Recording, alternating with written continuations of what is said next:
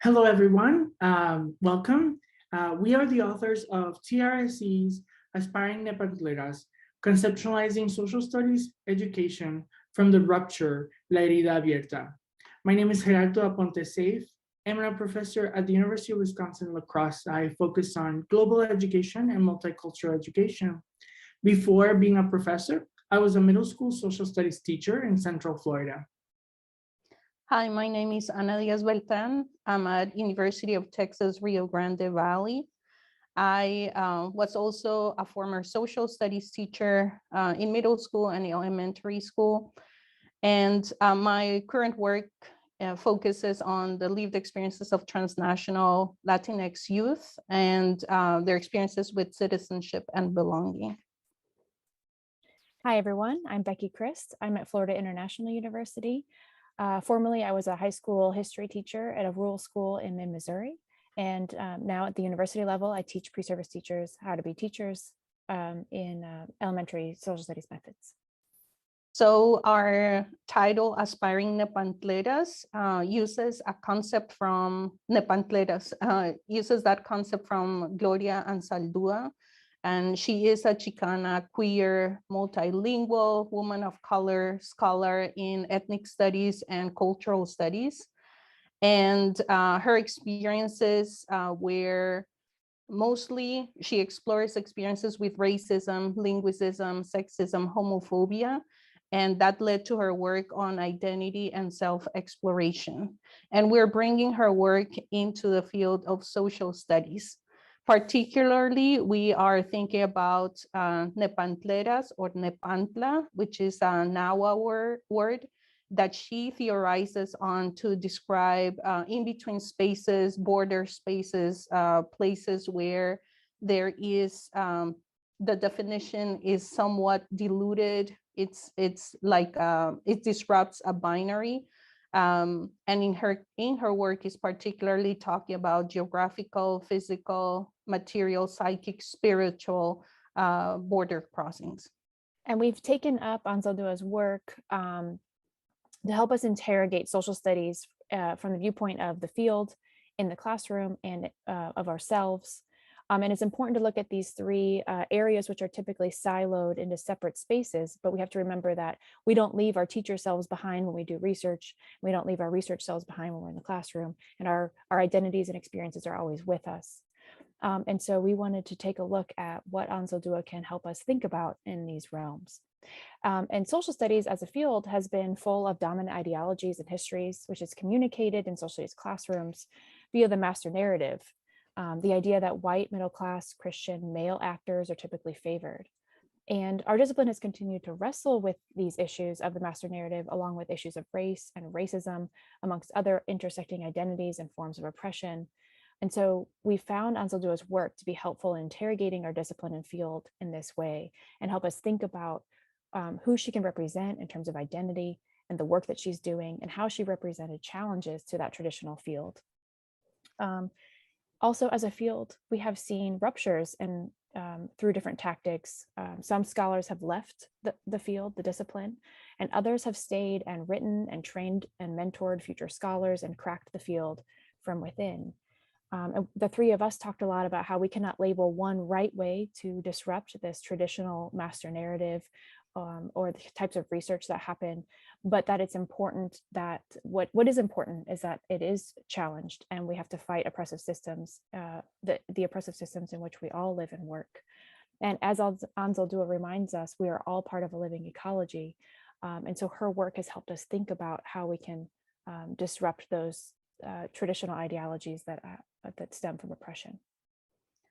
And if that is the context of the field, then that, of course, is going to be reflected in the classroom. And that was our next segment of the paper, was to talk about social studies in the classroom, which is a challenging task to take up. And the way we decided to do that was to use a scenario where we focus on the teacher's narrative of immigration, her experience talking about the multiple generations that this teacher has been in the US, and her experience with settling roots or assimilating into into a language, assimilating into a national identity, assimilating into what are the symbols of the nation, talking about a process that has to do with becoming the same and then losing the background that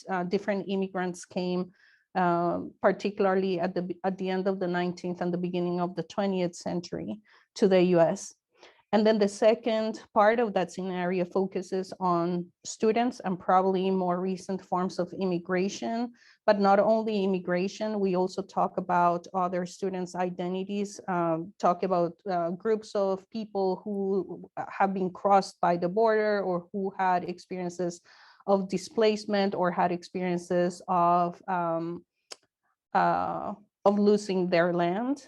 And the focus on students had to do with disrupting that idea that there's only one story or history of immigration, and that because the experiences of the students that are in the classroom are very diverse, that doesn't mean that we need to follow into a same narrative in order to coexist.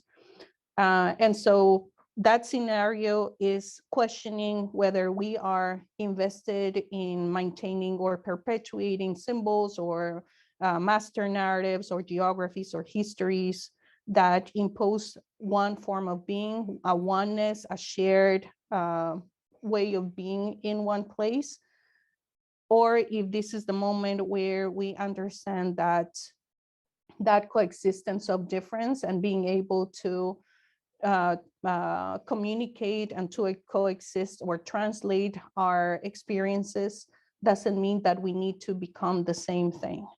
And that is a lot of the work that some of the authors that we bring into our paper do, is disrupting that forceful assimilation into a oneness narrative of what it means to be in a US social studies classroom.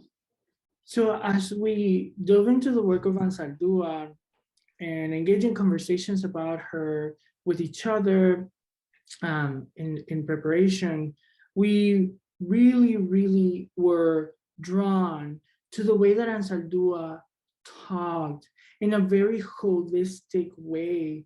Even the use of language that she used, she brings in her Spanish and the Spanglish and her regionalisms, right? She brings her ideologies, she brings her experiences as she's making sense of the world.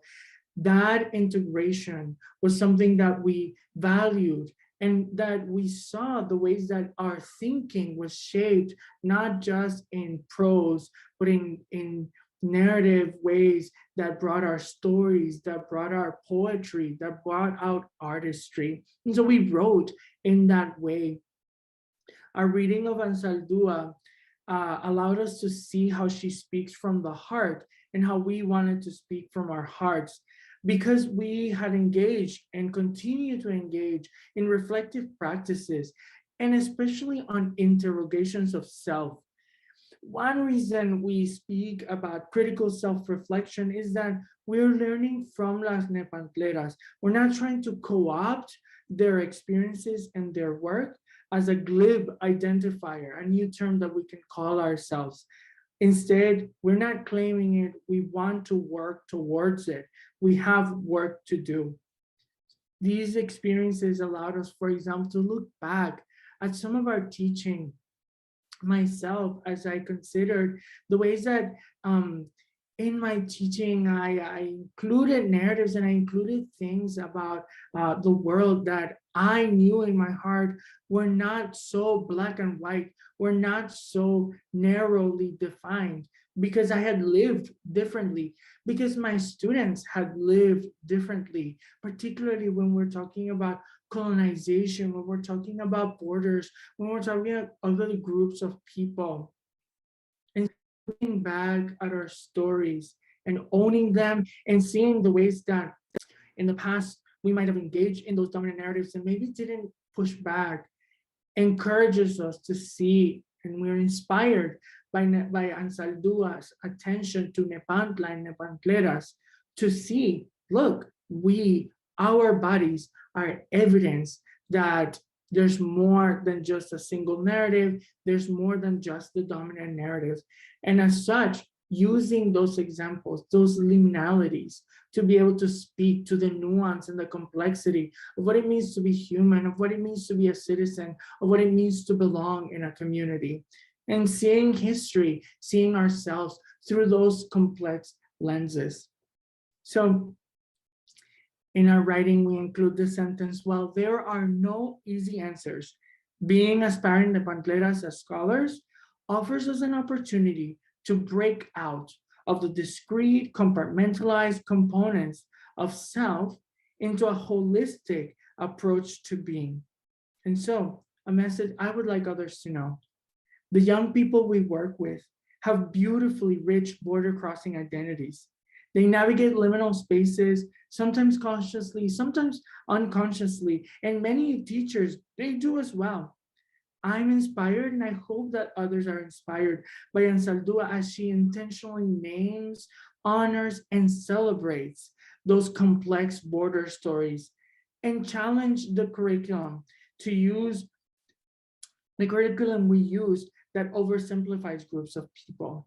As I was thinking through this piece, I was, and also thinking about this video, I was thinking about my EDD students. I was thinking about teachers I've worked with in the past. I'm thinking about students that I've worked in the past. And I think one of the biggest parts of these writing has to do with understanding that we are constantly changing, and that we need to give ourselves the chance to to question and to change our investments, and to think about the relevance of our work in the context in which we're in. But I also want to take from Ansaldúa that sometimes we need to grab really strongly to our identities to defend ourselves from antagonization. But at the same time, it also should give us the opportunity to change and generate new approaches and new methodologies that can help us meet what we're facing right now. We cannot continue to reproduce what was in the past.